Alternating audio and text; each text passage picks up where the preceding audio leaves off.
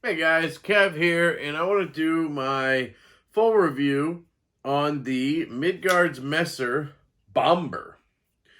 This beauty was loaned in by my brother Kyle, DTOM Knives and Gear. I love that man, and he loved them big knives, all right? So this knife is from Midgards Messer. It's number 67 of 200. You can see there. You can see their logo on this side. It's on the other side as well.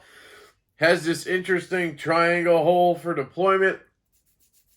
And it has a fuller as well, which is interesting. This crazy ass clip. And this interesting blue, light blue finish. Really cool knife. It is dead nuts centered. It is actually OEM'd.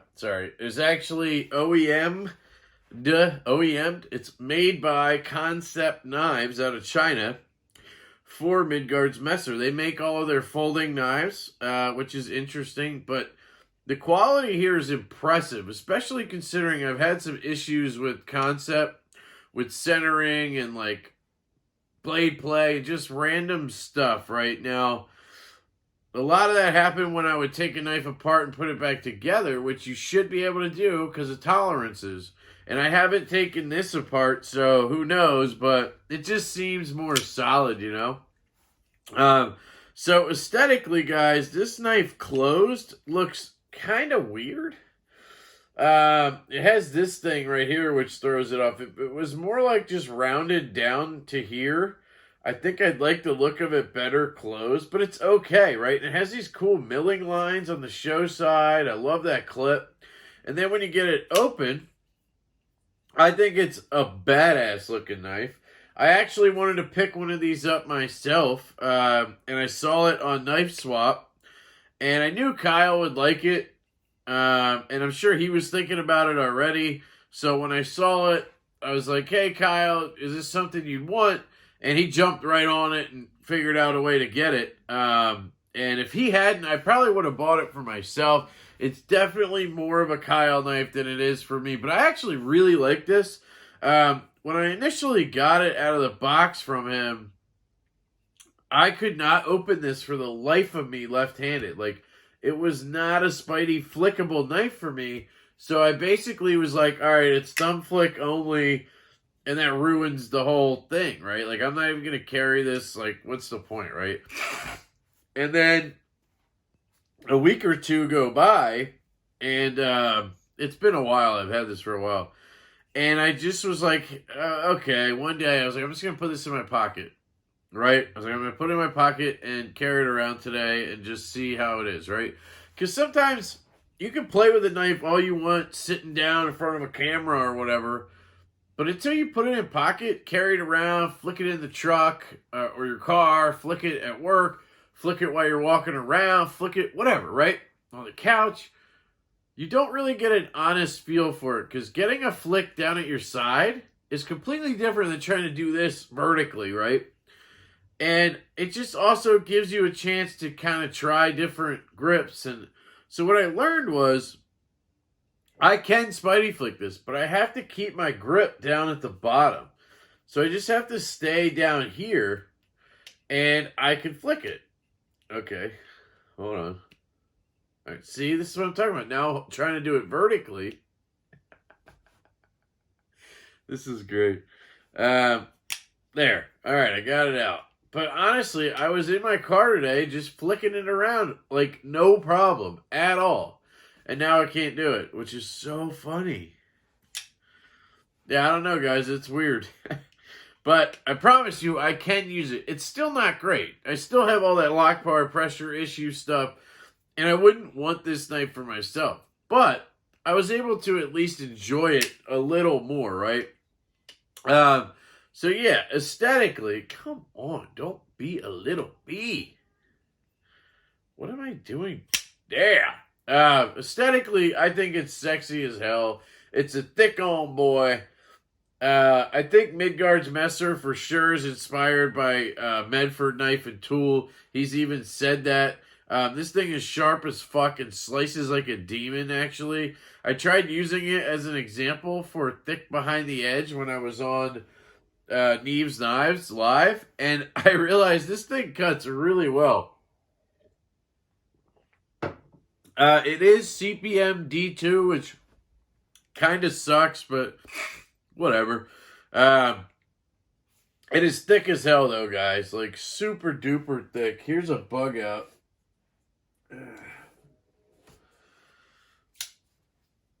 I mean, this thing is gargantuan compared to most knives. It's just super thick, man. I mean, it's got to be like 2.5 bug outs thick.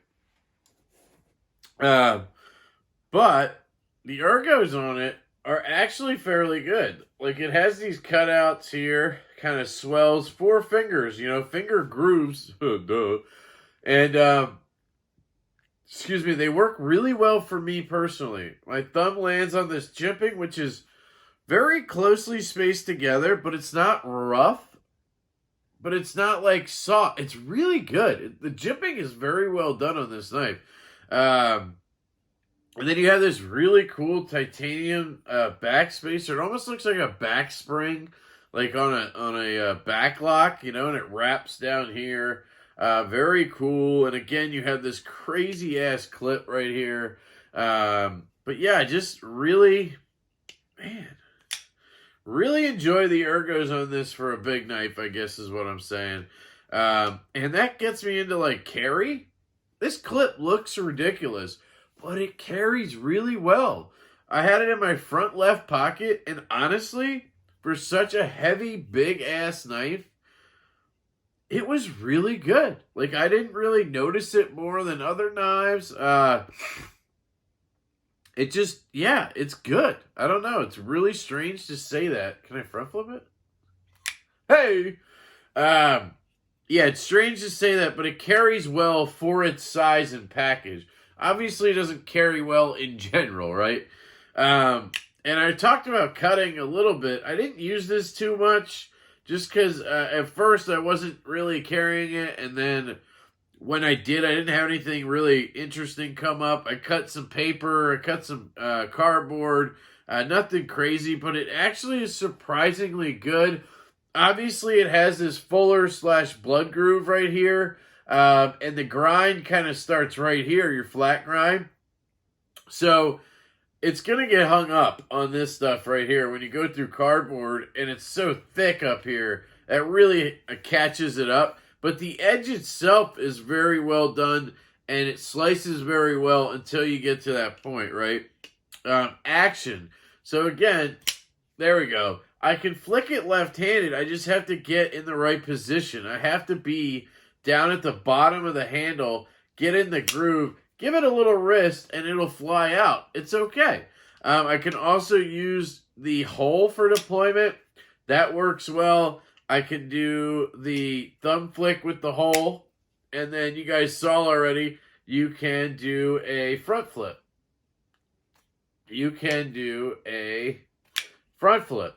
And that's really cool. And if you're right-handed, you have all those options minus any issues with the lock bar, right? And then on the close, it's a freaking guillotine, guys. Like, it just comes down, boom. It's all about how you control it. If you want to let it just hammer down, fine. So the action's really good on this thing. I'm impressed, but it's also huge. So there you go. It has this slit right there. Can you see me? Can you see me? Has this slit, which is interesting. It's a little dirty in there.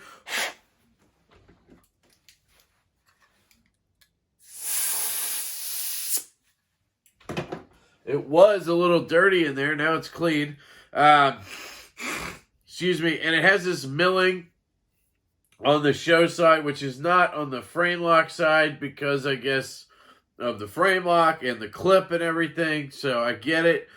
This color blue is sexy, guys. Wow, almost dropped it. I really like this blue. It does really remind me of my Medford Slim Midi, which is a darker blue, but it just has a Medford vibe to it. And all of that reminds me of it. I did just send my Medford off to Jake over at Bearded Gear. I'm hoping he falls in love with it because he always talks shit on Medford. And he's only ever handled a 187 DP, which is the ugliest knife they make other than the infraction, right? So I'm hoping the Slim Midi he falls in love with because I have. It's honestly in my top 3 at this point, maybe top 4. Definitely my top 5. And I think it does replace the F5 in the top 3. So you got the Holt Haptic, the Evo 2.0, and the Slim Midi in the top 3 slots somewhere, and the 5.5 right behind those. And maybe, I don't know, those top 4 are really solid. So, hard to say, but that's how much I love the Slim Midi. So, that's good.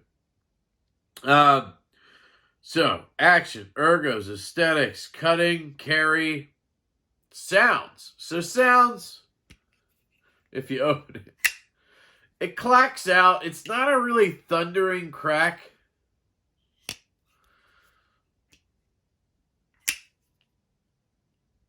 Man, I'm having trouble, sorry.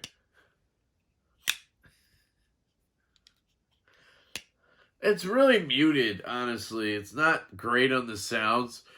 I think it's because you have this titanium scales with this backspacer. It's all kind of encased, right? The only openings are where? There's not even an opening in the back inside the slit. So right here is the only opening for sound to come out, and it's kind of like, it doesn't sound good. Maybe like an integral would, you know, kind of muted. So not very good. I'd probably give it like a 3 or a 4 in sound category value. So this is actually not bad. I think, actually I can't remember now, guys, but I know Kyle got a good deal on it. Like, it was only listed at like $300 or $250, $300, something like that. And new, I think they're like $400-ish. Which is pretty good for this huge-ass, thick-ass titanium chunk, right? Now, yeah, you get the D2 steel, CPM D2, big difference, but still CPM D2, and it's limited to 200 pieces, right? So, I don't have an issue with their pricing. I actually pre-ordered their mini Viking. Kyle has the Viking, that big-ass grenade-looking knife, and I pre-ordered the mini version of it. So I'm waiting for that. It's 3.3-inch blade. Should be interesting. And if I don't like it, Kyle has already claimed it. So there's that. But yeah, I think the pricing is there. It's made in China. We know. OEM by concept. So let's say Riot makes a knife. The price is right around there. And then these are really big, thick chunks, right? They're not just like little-ass knives. So the price may be added there a little bit. So I think that's fair, right? And I'm not trying to compare Concept or Riot. Don't put words in my mouth. I'm just trying to give you a kind of idea there, right? I'm good with it. It's not a value, but the value is fine. Or the price is fine. Sorry. Recommendations. If you're left-handed, I would steer clear of this guy. And if you don't like huge-ass honkers, like if you're not Kyle or Kyle, right? Like Kyle Landfear Red Wolf or Kyle DTOM Knives and Gear. If you're not into those knives, the giant big Medford Praetorian, the like, you know, that shit, like, then you're probably not going to be into this, right? And I don't even know how easy it would be to find one of these now. So, I don't know. I don't recommend it to lefties or righties unless you like big fat ass chunkers. And I'm not talking about your women. Anyway, guys, that's it. Quick, stupid review of the Midgards Messer Bombur. Again, sent in by my brother Kyle, DTOM Knives and Gear. Thank you, brother. And I love you all so much. I hope you have a fantastic day, and I will catch you later.